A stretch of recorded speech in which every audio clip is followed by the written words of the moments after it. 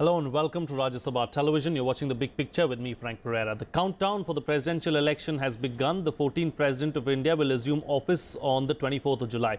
With the ruling NDA standing short of a majority in the vote pool for the presidential poll by over 20,000 votes, hectic parleys are going on in the opposition camp to put up a joint candidate. On the other hand, the Narendra Modi government seems to be treading the path what the previous NDA government under Atal Bihari Vajpayee did, reaching out to the opposition for a consensus candidate. Prime Minister Narendra Modi has formed a three-member search panel to find out a consensus, if possible, candidate for the presidential poll. Senior cabinet ministers Rajnath Singh, Arun Jaitley and Venkaiah Naidu are on the panel. The panel has approached the Congress and other opposition parties for evolving consensus. The Modi government's approach is in sharp contrast from what the two previous UPA governments led by the Congress did during the last two presidential elections. On this edition of The Big Picture, we will take a closer look at the presidential polls. Joining me on the program today are Ashok Tandon, senior journalist, Bharat Bhushan, editor, Catch News, and Professor Pushpesh, Pant, political analyst. Before I go to the journalists, I'd like to start with our political analyst on the program. Professor Pant, what's likely to happen now? What do you see happening over the next few days? Frankly, I'm not losing any sleep on this one. I think it's all a shadow boxing. You did mention that the NDA is 20,000 votes short of, but if you look at the votes, how they are counted and how they are amassed and collected, a single MP from a large state or a single MP from a MLA, couple of MLAs from a state like UP would swing the balance. All it needs is to secure support of one party which is not in NDA at the moment. It could be BJD.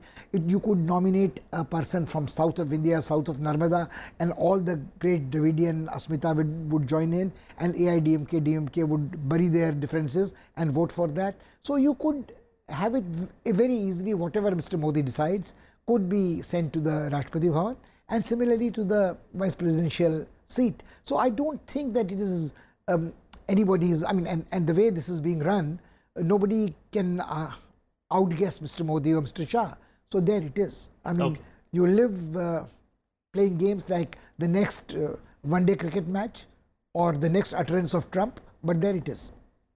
Bharat Bhushan, will parties like the TRS, AIADMK, BJD eventually become a kingmaker at this? They need only about 20,300 votes. If AIDMK, which has already declared support for BJP, joins, they're home and dry. 59,000 votes is yes. What AIDMK controls. TRS will certainly support about 23,000 votes. So I don't think election of the president is, that is going to be that much of a surprise. Whoever Mr. Modi chooses will be the next president of India, whether people like it or not. Why this drama then? Is it because probably to send out a message because the BJP in the past has been, accused of not taking the opposition along? So probably this is BJP's way of showing the country that the BJP is reaching out to the opposition and trying to get some kind of consensus. Well, two things. First of all, it's not correct that the BJP has in the past not taken opposition along. Even when APJ Abdul Kalam was selected, there was consultation. Vajpayee ji was consulting. No, I mean this regime. The Congress has time and again said that, the BJP has left them out of discussions. So they will discuss it with them. But I think the main purpose was, the secondary purpose was trying to talk to the opposition and create the impression of a consensus. Primary purpose was to get three important members of the cabinet who might have harbored presidential ambition out of the race.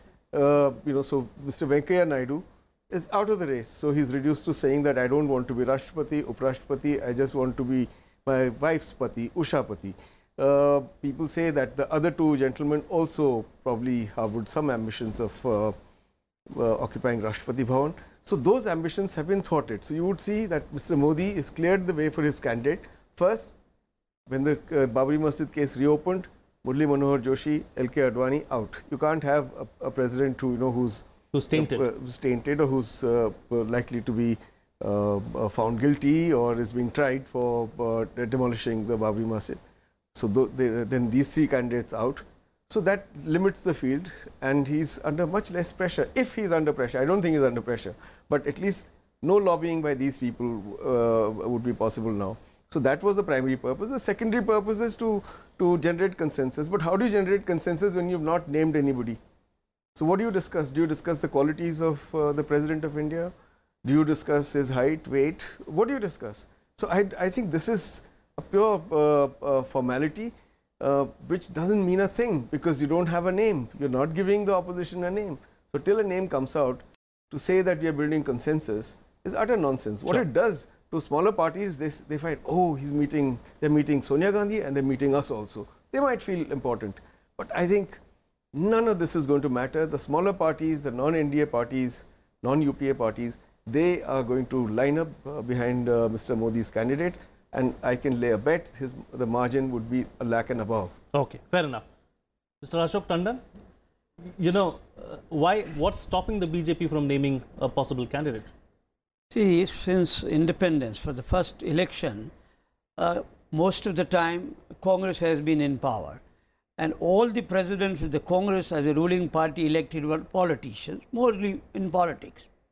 The only time when there was an election during a non-Congress regime was 77, when the Janata Party was in power, and even at that time a politician was Sanjeeva Reddy was made the President of India. So only exception so far has been NDA 1, when the Vajpayee regime picked up a non-politician as presidential candidate, and there was almost a consensus around him, and it became almost like a non-event. And later on again, the next two presidents, when the Congress was in power, UPA was in power, were again political choices. Now the question is, what is Modi trying to do? See, if Modi is trying to reach out to the opposition for a consensus, well, it could mean that he too has somebody, a non-politician in mind, around whom a consensus can be evolved. So I think what the three-member ministerial committee is trying to do is to assess whether there could be a consensus around somebody who may be acceptable to everybody. So I think maybe within the party, of course, there may be a demand and a suggestion that why not elect somebody from the political clan? Why not? Why not a politician from the NDA? But the kind of exercise which has been going on in the last couple of days hints toward something that Modi perhaps may like to follow what Vajpayee did. And if the choice is a political person, a personality of eminence, then I am afraid the opposition too will be forced to have a rethink whether to contest that presidential candidate. Is there some truth then in that online article about E. Sridharan being the possible president of India? See, as Professor Pant hinted, well, if you have to look, say, from one of the southern states, couple of names have cropped up who are non-political personalities, like as you said, Sridharan. Today, Shiv Sena has said that if you can't have Mohan Bhagwat as the presidential candidate, why not go for M.S. Swaminathan? So coming from Shiv Sena, the name of M.S. Swaminathan, then there are other indications about Narayan Swamy also, Narayan Murthy of Infosys. Yes. So if the choice is apolitical, like say M.S. Swaminathan or Sridharan or Narayan Murthy, then of course it will be something like a repeat of what Vajpayee did. And I remember when, as Bharat was also mentioning, when Mr. Vajpayee first took the Congress leadership into confidence about Dr. Kalam, the first reaction of Sonia Gandhi was that we are flabbergasted by your choice. And then there was a smile on her face that obviously there could be a consensus around him. And there was almost a consensus, barring a token contest. So I think what Bharat is saying about the internal politics of the NDA or the BJP, I don't think this exercise is indicating to that. He wants to respond to what you're saying. Before that, let me introduce Neerja Choudhary on the program as well, senior journalist joining us on the program. I'll just come to you, Neerja, in just a bit. Let Bharat Bhushan respond to what Mr. Tandon has just said. I actually wanted to ask Tandon, would age matter? Because Sridharan, after all, is 85, and M.S. Swaminathan is no spring chicken, and nor is Narayan Murthy, in his... and the Prime Minister has time and again maintained that age is, criteria as well. I think, if I'm not wrong, Panchal, what was Dr. Shankar Dayal Sharma's age when he became the president? I think he was around 80. Morarji Bhai became Prime Minister at the age of 75. And I think Dr. Shankar Dayal Sharma became the president at the age of around 80. But you have a prime minister today who does not want minister. He thinks people at 75 can be members of parliament, but they can't be ministers. I was just responding to what you said about Sridharan's name. Yes. Well, Okay. There could be many other names, but if the whole exercise is to have somebody who is not from political arena, an eminent personality, and then of course there is a possibility of evolving a consensus around him, and perhaps Modi is trying to do that. Sure. Neerja Choudhary, you've been listening to what the other panelists have been saying. I'm going to ask you a difficult question. Any front runners really as far as the president is concerned? You know, that in the Narendra Modi era is a very difficult thing to talk about, and I think there'll be very few handful, not even a handful of people who probably know who he has in mind. And ultimately, at the end of the day, it is going to be the Prime Minister. It's very interesting. Prime Minister, and I would say also in consultation with the RSS chief. Now, it's very interesting that the Prime Minister wants to give the impression of wanting a consensus for the highest post in the country. The NDA could have its candidate. The NDA may be just short of a majority, though they claim that they have got more than 50% of the vote now, with various regional parties coming on board, like two factions of ANNA-DMK, TRS, Jagan Reddy's Congress, and so on. But for a ruling group, it's not difficult at all to rustle up those kind of numbers, being in power. So clearly it's going to be a candidate of their choice. So why is he going for this impression? That to me is a more interesting political question. I think, does it mean that the Prime Minister, so far the last 3 years have been very contentious politics that we've seen in the country, very polarized polity. Now, is he wanting to shift gear that little bit? And particularly for a position, after all, the President is the custodian of the Constitution. He is a figure who's supposed to bind the country together. So if it was chosen, that person was chosen by a large measure of consensus, I think it would be very good for the country. Now, coming to whether it's going to be a non-political figure like in Mr. Vajpayee's time, Ashokji, I would like to just slightly, point you to the thing that in Mr. Vajpayee's time, first, of course, it was PC Alexander in 2002. Yes. That was turfed out. Then Krishan Kant's name, who was Vice President, was in the reckoning, and Mr. Vajpayee has had himself spoken to Mr. Krishan Kant to say, you are going to be the consensus choice. Sonia Gandhi had agreed, NDA had agreed. Suddenly, after this, within hours, the whole thing got upturned, and within the BJP, there was opposition, and then they decided on APJ Abdul Kalam's name. It was said Mulayam Singh Yadav suggested it. So I would say, in coalitional politics, and today also it's not like Indira Gandhi's time when she had approached R. Venkatramanan 1 year in advance that he was going to be the president. Even Mr. Narendra Modi has to contend with the coalition within the ruling group. It's the BJP, it's the RSS, it's the NDA allies. So it's not a very simple, straightforward majority that we are looking at. Therefore, we are seeing all these, the processes that have been unraveled in the last few But can days. we say one thing certainly, that the pick is going to be Prime Minister Modi's?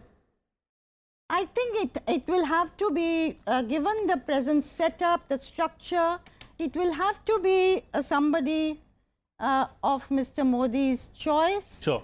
And that much is clear. And the President should be somebody, though completely, as I said, he is a custodian of the Constitution. Right. He cannot be moving out of step, or with the Prime Minister of the country. Sure. Yes, Mr. Tandon. Respond to 2 points raised by Neerja. Number one, Neerja, as far as I know, I was in the PMO. At no stage Mr. Vajpayee had promised Krishan Kant that you are going to be the president. It was Mr. Chandrababu Naidu who was lobbying for Krishnakant, and he had also told Mr. Vajpayee that there could be a wider consensus around Krishnakant if we select him as the candidate. And as far as P.C. Alexander is concerned, some people were lobbying for P.C. Alexander. I know for certain till the last moment, Mr. Vajpayee had not committed to anyone. And in fact, the other point I want to clarify is that even during Mr. Vajpayee's era, it was Mr. Vajpayee's own pick that he is going to be going for Alexander. There was absolutely no consultation with RSS or even with his own cabinet colleagues that who is going. So therefore, if it is going to be Modi's choice, the Prime Minister in this country, as per the Constitution, is the person who has to choose that. Do you think that during Nehru's time the presidents were picked up by somebody else in the Congress Working Committee? No. During Indira Gandhi also no. Except for the last election, I don't want to get into that. By and large, it is the Prime Minister's prerogative to throw up the name and then try to evolve a consensus around him. So it is not that only in this time it is going to be Modi who will be deciding it. Practically all the Prime Ministers since independence have been the key figures in selecting the presidential candidate, and so was Vajpayee.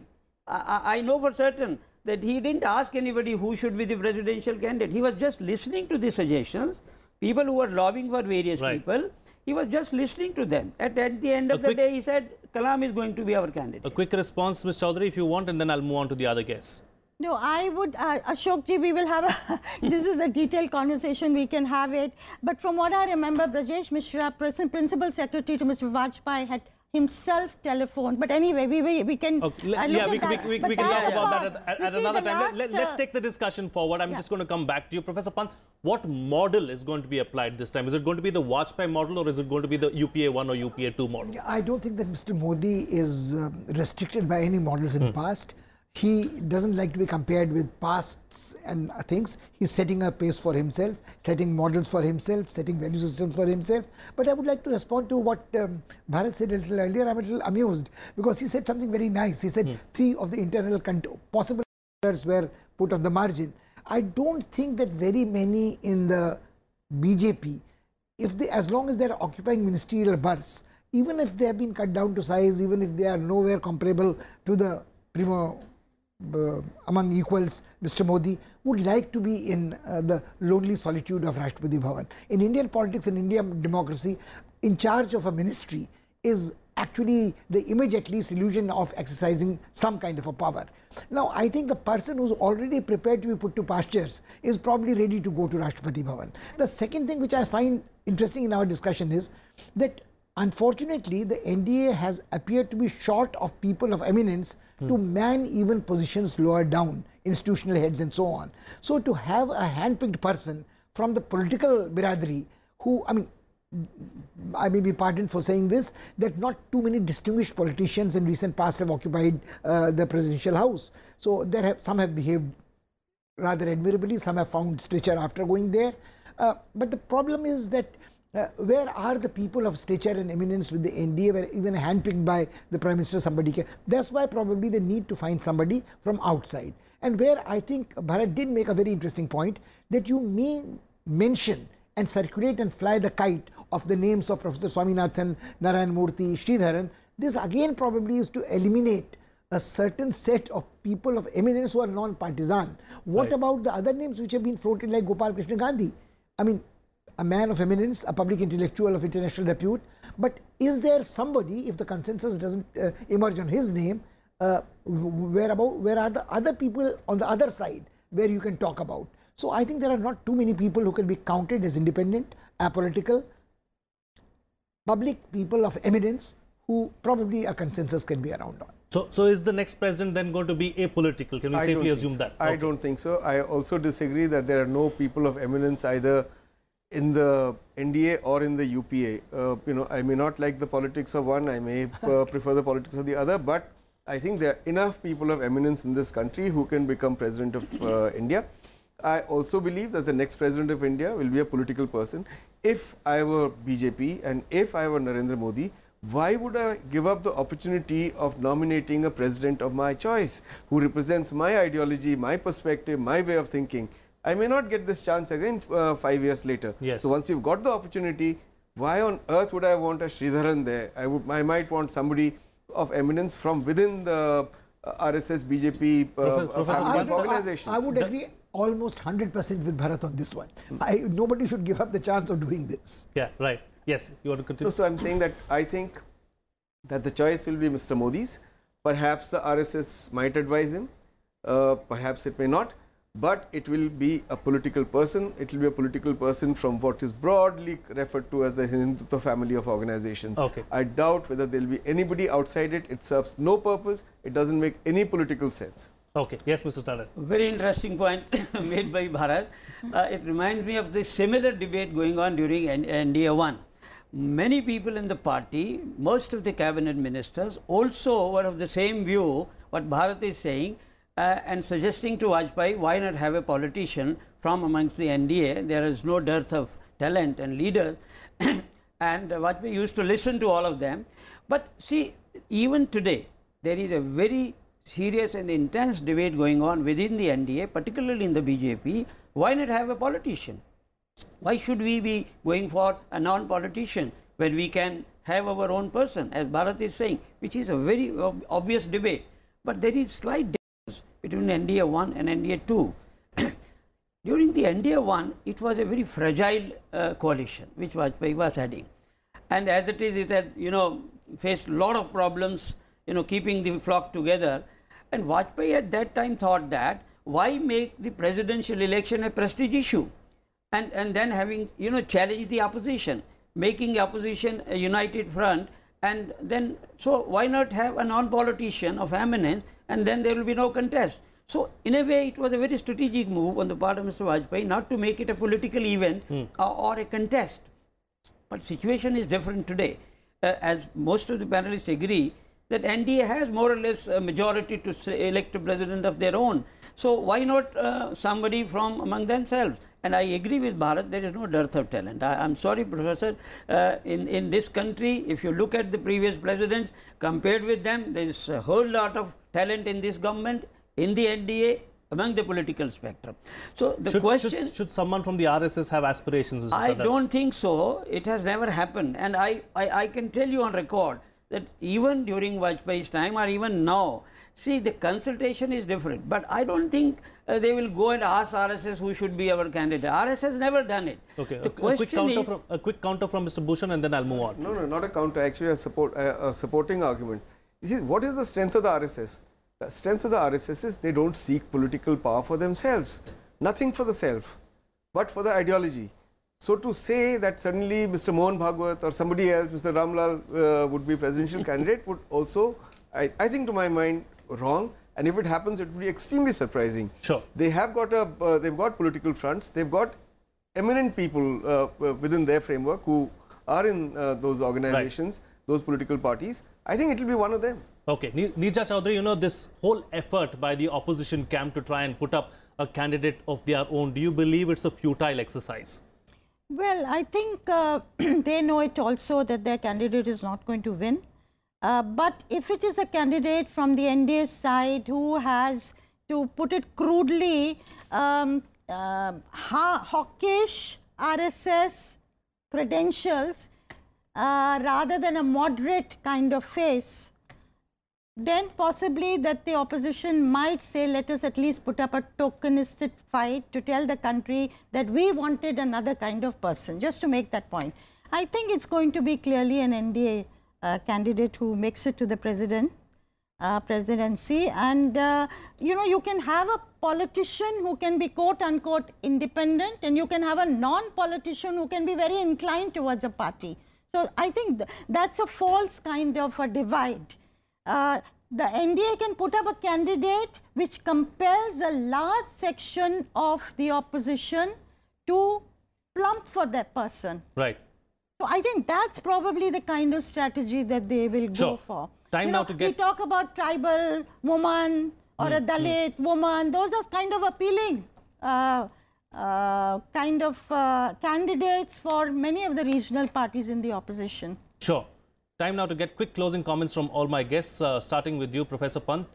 Should the BJP be worried about the Shiv Sena, or, Not at someone all. within the Not NDA? at all. I think the BJP and Mr. Modi don't have to worry about any opposition, any kind of a resistance. They can probably install whoever they want.